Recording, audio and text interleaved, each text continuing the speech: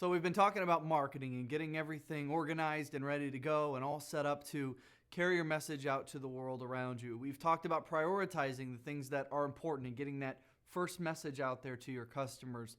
Now that we've got everything in place and we've customized it and made sure that we've reached the right audience, we want to start to analyze our data. We want to understand what it is that our marketing is doing, how our customers are responding to it, and how they're relating to it.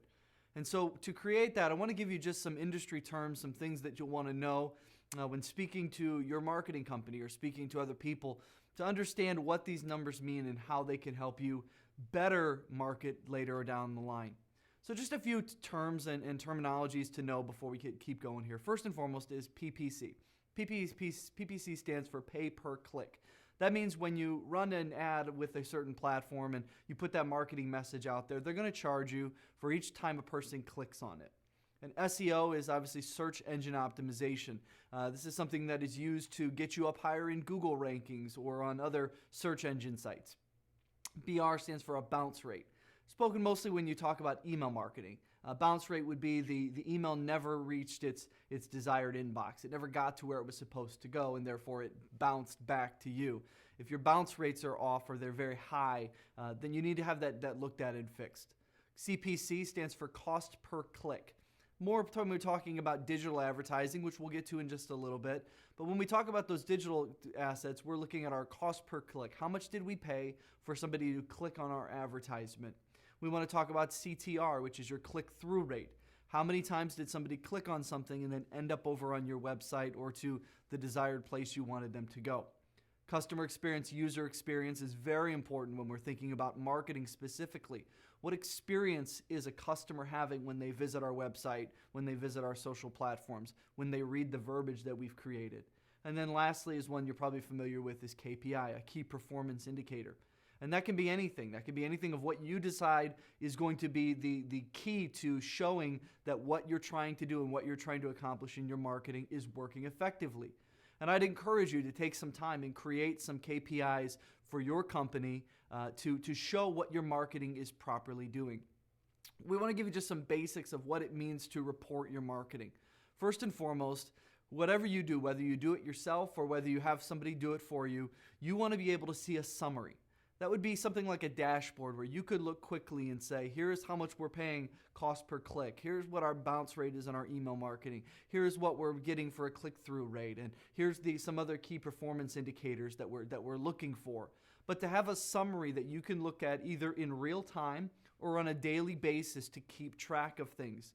We talked a few lessons ago about history. Being able to go back and see how history has shown out what is working and what is not working. And that's where this summary is so important. I would highly recommend to you finding a platform, whether it is a dashboard platform or even something as simple as an Excel spreadsheet where you track your data to be able to look quickly at some key numbers, 3 or 4 numbers that show how your marketing is working and whether it's working properly. Next, we want to think about our traffic metrics. Obviously, the key to all of this is to get our product, our service, our organization in front of as many people as possible. And to do that, we have to drive traffic. That traffic may be to a social media channel. It may be to your website. It may be to a physical location. But we have to be able to track how we're getting that traffic to come and what traffic is coming. We need to know what form got them to where they are at that point. This would be a great way to, if you're in a brick and mortar store, to start counting how many customers come in your store on a daily basis. It would be important then to also ask them as they come in, how did they hear about you? Where did they connect with you? Obviously on the digital side of things, this is a little easier. We can use all sorts of tools like pixels and tracking URLs and different things to find out how a customer found us in their journey.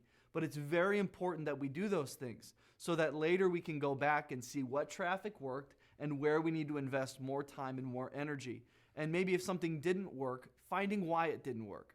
A lot of times we just attribute it to one thing when it might have been something completely different. I was working with a client recently. We were talking about this and what was the issue they were having with driving traffic. And in their mind, they thought it was a pay-per-click issue. They thought they were having an issue with their pay-per-click ads.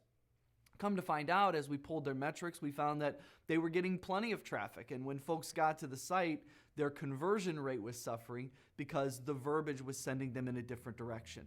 And so it's knowing how the traffic is coming in and what's happening when they get there that we can then do the right things and fix the right things and diagnose the problem correctly.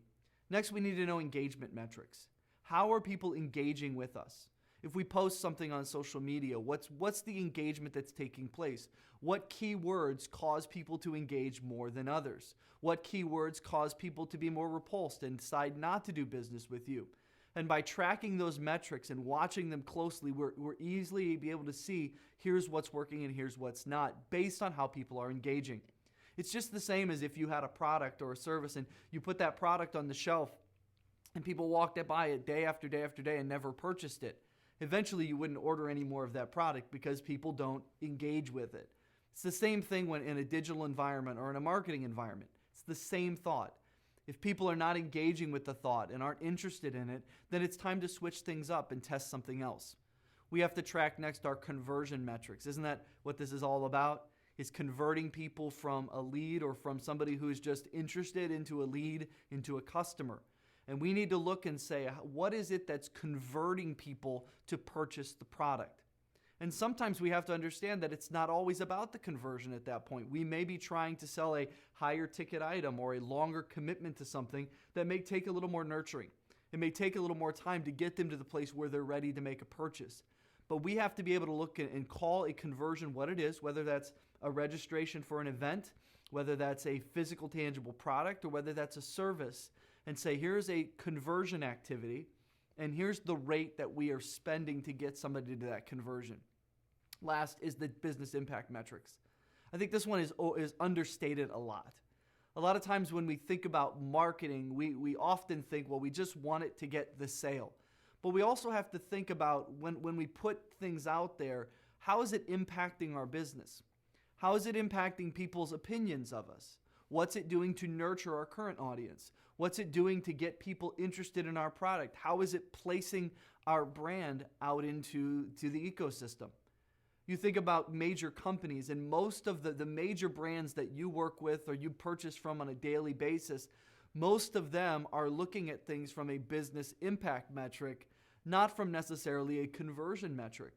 You watch a commercial on television for a major company, often it's not a call now or a buy now. It's simply just placing that brand at a higher place in your mind, which is what we talked about yesterday, making people prefer or insist on that brand over another.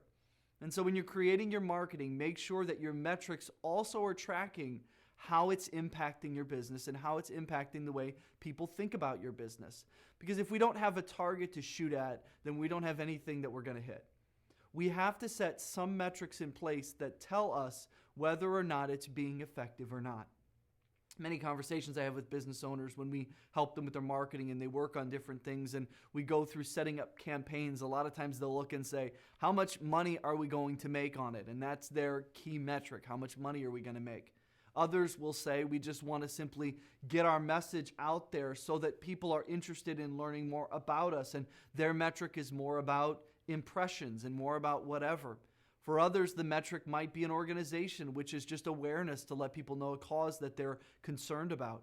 But you have to decide for your company what is most important and set your metrics in such a way where people will look to, where you as an owner and the people in your company can be held accountable to those metrics, can be looked at on a daily, if not hourly basis to decide whether what you're saying, how you're saying it, and where you're saying it is being effectively executed.